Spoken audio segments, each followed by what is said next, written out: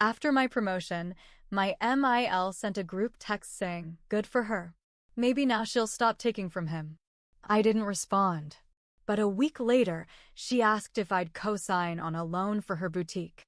I sent her the application, stamped with denied in red ink and a note.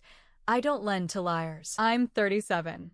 Been with my husband, Kevin, for 10 years. Married for 7. We live just outside Kansas City. I work in corporate marketing. Kevin works HVAC. We live a normal life, decent house, 2 cars, no kids yet." A few months ago, I finally got promoted. After 5 years at the same company, working overtime, managing teams, taking weekend classes to finish my MBA, my boss called me in and said, "You've earned it. Regional director. Full-time salary jump. Benefits. Stock. Everything I had worked toward." Kevin was happy for me. Really happy. He grilled steaks that night, popped open a bottle of wine we'd been saving. We invited a few friends over. Just a small backyard thing, nothing flashy. We laughed, we ate, and for the first time in years, I let myself feel proud. But Cheryl, Kevin's mother, had other feelings. She wasn't at the party. She wasn't invited. That was Kevin's call. She and I aren't close. She plays nice when he's around, but I know she hates me. Has from the start. I didn't even know she knew about the promotion until 2 days later.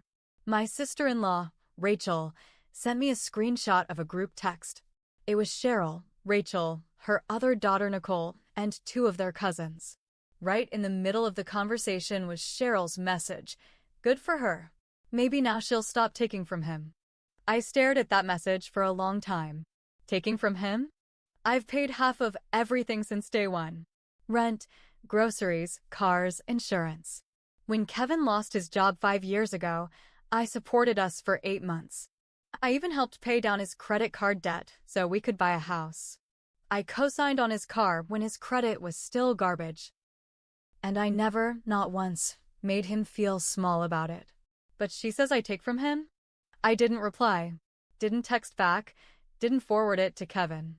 I just took a screenshot, saved it, and filed it away in a folder on my phone titled ML Nonsense. That was it. I was done with her. Or so I thought. 1 week later, Cheryl called me. No warning.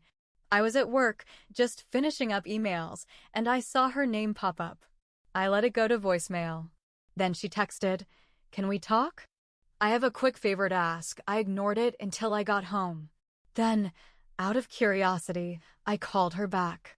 Her voice was all sugar. "Sweetheart, congratulations again on your promotion. You really deserve it." I said thanks, keeping it short. Then she got to the point. "I've been working on a little project. I've always wanted to open my own boutique. Just a small shop, handmade crafts, local clothes, candles, that kind of thing. I even found a space to lease in Brookside. The bank is ready to approve the loan. But they said I need a co-signer." I didn't say anything. "So," she continued, "I thought of you. You have such stable income now. It wouldn't be any risk. Just your name on the application. You wouldn't have to do anything after that. Just a formality, really." I asked her to email me the loan paperwork. She practically sang with joy. Said she'd send it over by that night. She did. It was a full packet, PDFs, signatures needed, full personal information required. I read through every line. The numbers didn't even make sense. Her budget for initial merchandise was nearly 20 grand, and she listed me as a 50% partner without asking. I didn't yell. I didn't call. I didn't even respond. Instead, I printed the loan documents. Highlighted every spot where she listed me as a co-signer or financial backer. Then I stamped every single page in red ink. Denied. I wrote a short note on the cover. "I don't lend to liars." I sealed everything in a yellow envelope and drove to Cheryl's house. I didn't knock. I didn't ring the bell. I just dropped the envelope in her mailbox. 3 days passed. Then Kevin got the call. I was in the kitchen when his phone rang. I could hear her yelling from across the room. She was screaming that I was petty, mean, ungrateful, that I'd embarrassed her, that I was trying to turn him against her. He kept his voice low, said he saw the screenshot, said she crossed a line, told her I didn't owe her anything. She hung up on him. Kevin didn't really defend me the way I hoped. He didn't exactly take her side, but he didn't step up either. He said something like, "She's just old-fashioned, babe. You know how she is." I let it go. For now. But I wasn't done with Cheryl. Because a few weeks later, I found out something that made me realize this was deeper than I thought.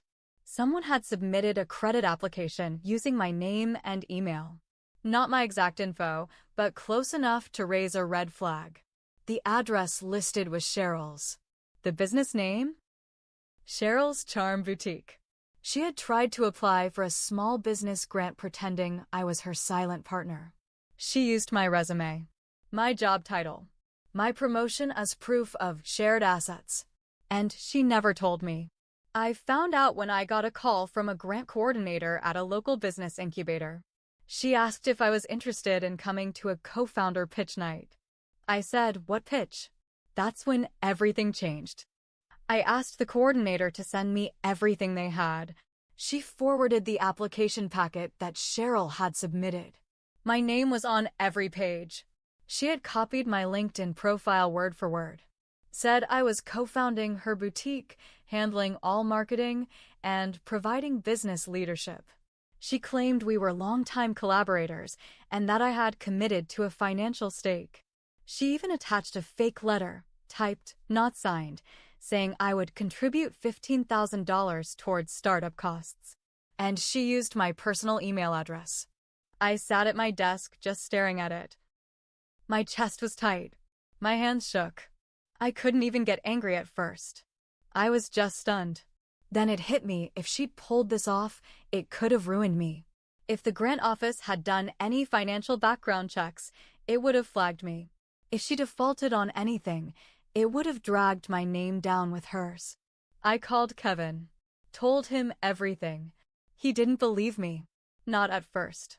He said, "There's no way she'd do that. Maybe it's a mistake." So I emailed him the documents. All of them. It was dead silent on the phone while he read. Finally he said, "Jesus Christ." That night, he called her. I sat on the couch, listening from the hallway. He wasn't yelling, but I'd never heard his voice like that before, sharp, disgusted. "How could you do this? How could you use her name like that? What the hell were you thinking, Mom?" She tried to play dumb at first. Said she must have gotten confused, that someone else helped her fill out the forms, that maybe the coordinator typed it wrong. But Kevin wasn't buying it. He said, "You copied her resume. You used her email. Don't play dumb. You lied." She started crying. Said I had poisoned him against her. Said I always hated her, that I was trying to erase her from her own son's life. Kevin told her not to call him for a while. Then he hung up. I thought that would be it. But Cheryl wasn't done. She showed up at our house the next morning. I was in the kitchen when I heard pounding on the front door. Not knocking, pounding. Kevin opened it. She pushed her way inside like she owned the place. Her eyes were red, her lipstick smudged, and she was shaking. "I raised you," she yelled. "I gave you everything. And this is how you repay me? With that woman? With her lies." I stepped out from the kitchen and said, calm and clear, "Get out." She looked at me like I'd slapped her. Kevin said it too, firmer this time. "Mom, get out." She screamed. Right there in the middle of our living room. "You think she loves you? You think she didn't plan this? She's turning you into someone I don't even recognize." Kevin grabbed her arm, not hard, just enough to guide her toward the door. She turned to me and hissed, "You'll regret this." And then she left. But she wasn't bluffing. 3 days later, I got a call from HR at my job. Someone had submitted a concerned report about my side business. Said I was using company time and resources to work on a retail startup. Claimed I'd been sending business emails and taking calls unrelated to my role. HR said they had to investigate. Even though they didn't believe the claims, they needed to do a formal review. That's when I knew she was trying to ruin me. And I decided, if Cheryl wanted war, she picked the wrong woman. I knew Cheryl had made the complaint. Nobody else knew about her fake boutique application.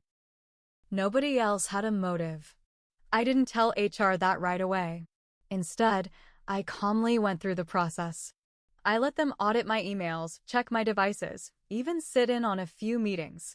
They found nothing, because there was nothing. I do my job. I do it well. And I keep my personal life separate. But I wasn't going to just let it slide. While HR did their review, I went to work on my own plan. First, I called the grant office back. I asked them for every file submitted under Cheryl's name. They said they couldn't legally give me everything unless I was listed as a co-founder. I told them to check the documents again. They called me back an hour later. Said, "You're right. She named you as a business partner. That gives you full access." I had them send the full packet. It was worse than I thought. She'd forged my signature. Not a perfect match, but close enough that someone could have believed it if they didn't know better. She'd attached a fake business account with a joint account holder listed as K. Martin, my maiden name, which I hadn't used in years.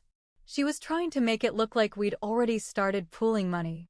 That's when I realized this wasn't just petty. This was illegal. I printed everything, put it in a binder, labeled it with dates and sections, sent a copy to my lawyer. Yeah, I got a lawyer. Not because I wanted to sue her, not yet, but because I needed someone official in my corner. And here's the twist I didn't see coming. While I was gathering documents, Rachel, Kevin's sister, texted me. She asked if we could talk. Said she had something to tell me. We met up at a diner off I-35. She looked nervous. Said she didn't want to get involved, but felt like she had to. Then she told me something that stopped me cold. "She's been doing this for years," Rachel said. "You're not the first." Turns out, Cheryl had a pattern. She'd done the same thing to one of her old friends back in 2016. Faked a joint investment for a food truck idea. That one never went anywhere, but the woman lost her savings and had to move back in with her parents. She'd even pulled something similar with Nicole. Her other daughter used Nicole's name to try and get approved for a vendor spot at a craft fair, ran up a bunch of fees, and left Nicole to deal with the mess.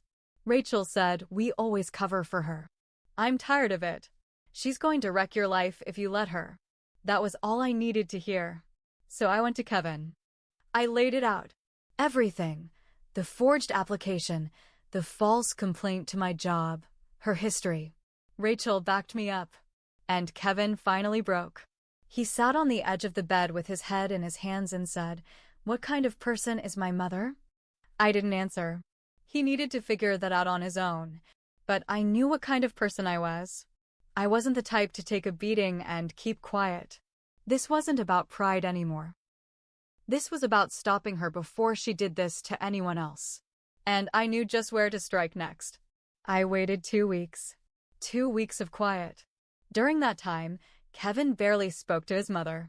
Rachel sent me old emails and texts, more proof of Cheryl's long trail of lies. I met with my lawyer twice. We put together a packet of everything: fake business filings, forged signatures, the HR complaint, screenshots, and witness statements. Then I made one last move. I filed a police report. Not because I wanted her arrested, not yet, but because I wanted it on record. Forgery, fraud, identity theft. And I knew what Cheryl feared more than jail: public shame. I also filed a complaint with the Small Business Grant Office, attaching every page of evidence. They started their own investigation immediately. Then I printed a single copy of everything and mailed it to Cheryl. Certified mail. Signature required. 3 days later, I got the notification she had signed for it. That same night, I got a call. It wasn't her voice on the line. It was her husband. Frank is quiet, soft-spoken. I've known him 10 years and barely heard him raise his voice. But this time he sounded different. Broken. He said, "I had no idea she was doing all this. I didn't say much. Just, now you do. He apologized. For everything. Then, 2 days later, Cheryl called. She didn't yell. She didn't cry. She begged. Please, she said. I made a mistake. I didn't think it would go this far. She asked me to withdraw the complaint. Said she'd pay a fine, take a class, anything but court. I listened. Then I said, you didn't just cross a line, Cheryl. You burned the whole field. She said I was destroying her. I told her she did that herself. That night, Kevin sat me down. He said he wanted to cut contact with her for good. Said he was done protecting her from the consequences of her actions.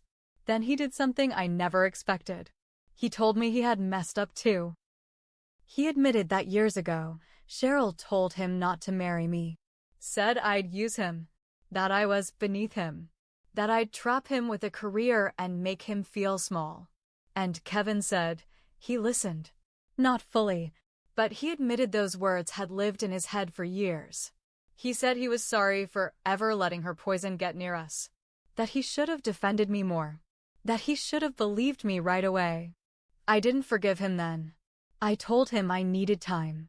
Because the truth was he had let her words rot between us. He had stayed silent when I needed him to speak. He said he'd wait. In the end, Cheryl's boutique never opened. The grant was pulled. Her name was blacklisted from the program. The police didn't arrest her, but the DA issued her a formal warning. And worst of all for her, her husband left. Frank packed a bag, drove to his brother's place in Wichita, and didn't look back. Rachel and Nicole stopped talking to her too. It didn't feel like a victory. It felt like the end of a storm, one that wrecked everything in its path. But now that it had passed, the air was finally still.